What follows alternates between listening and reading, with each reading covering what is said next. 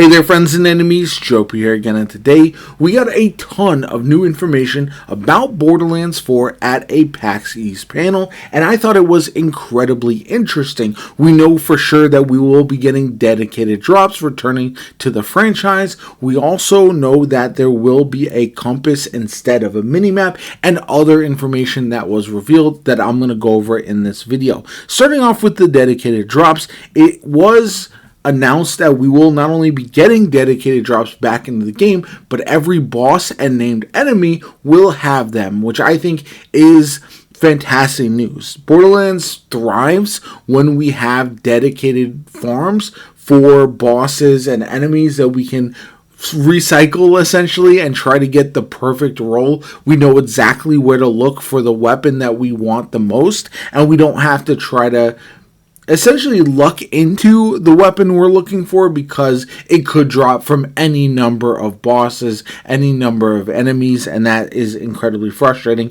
in a game of this nature. I do feel like this is the right way to go with this, and hopefully it allows for people to try to chase down the perfect roll now that we know that Borderlands 4 weapons will not only have different statistics, but also a bunch of different parts on the weapons that could be randomly rolled. So because of that, you will want to farm a weapon several times in order to try to get the perfect options for your build.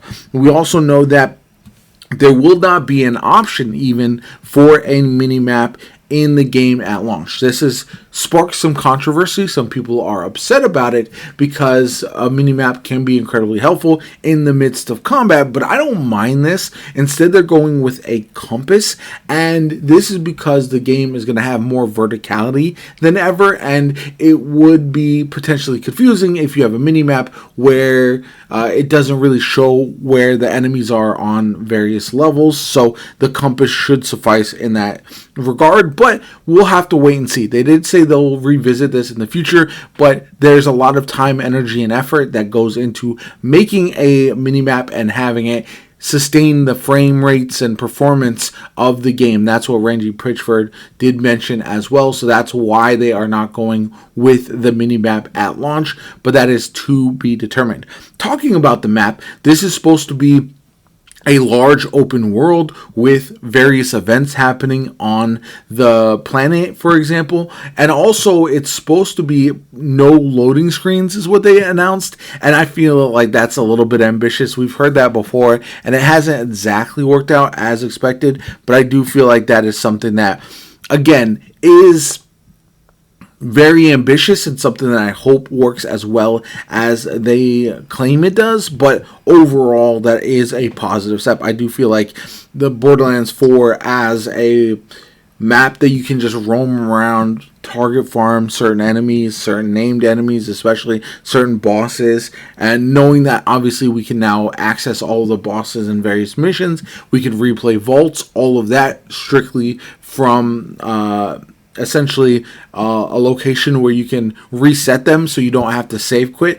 I think that's a good step in the right direction in my personal opinion, and overall it is very much positive for me personally as far as what we know. Now, some other news that we got: drop in, drop out, online co-op for up to 4 players, dynamic scaling, and individual difficulty. So you can play on different difficulty than your teammates are, but you will get drops according to whatever difficulty you're playing on. Hopefully that's balanced in a way that you can't like cheese some of the bosses because some players are playing on an easier difficulty, but we'll have to see how that works.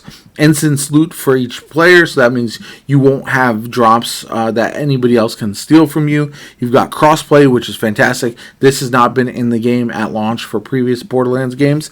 Fast travel to friends, which I think is a positive step in the right direction, so you can instantly TP to them. And then lobby redesign with quality of life improvements.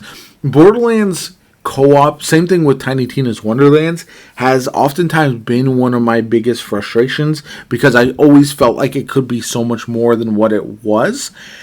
And that's really something that I hope they nail, because I do enjoy playing the game. After my first run, I pretty much always run it back on alternate characters with a group. I like to play co-op once I've completed everything myself, and I do hope that it is as seamless a co-op experience as we would come to expect in modern gaming with Borderlands 4. And if that's the case, I'll be very, very excited. Some other information. Confirmed rarity levels are common to legendaries. However, Randy Pitchford also did tease Pearlescence. I don't know if that is something that is going to be in the game at launch. I don't believe so. I think that's something to look forward to in the future, which I think makes sense. The first month or so, you'll probably be hard chasing a lot of different loot. You'll be completing the campaign. You'll be target farming for your various builds. There's going to be world tiers, essentially, and so you're going to be going through all of them as well. And I think overall, you don't really need Pearlescence right at the beginning. They are something interesting you can add to chase at a later date, in my personal opinion.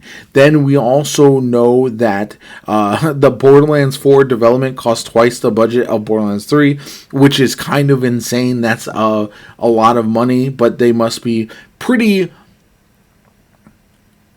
firm on the fact that they think this game is going to be a success if they're spending that much more on Borderlands 4. So I do feel like that is a positive development, as long as all of the funding went to the right place and wasn't wasted. We've seen it in the past with games where they have to essentially restart things and throw stuff out because it doesn't work, all that kind of good stuff.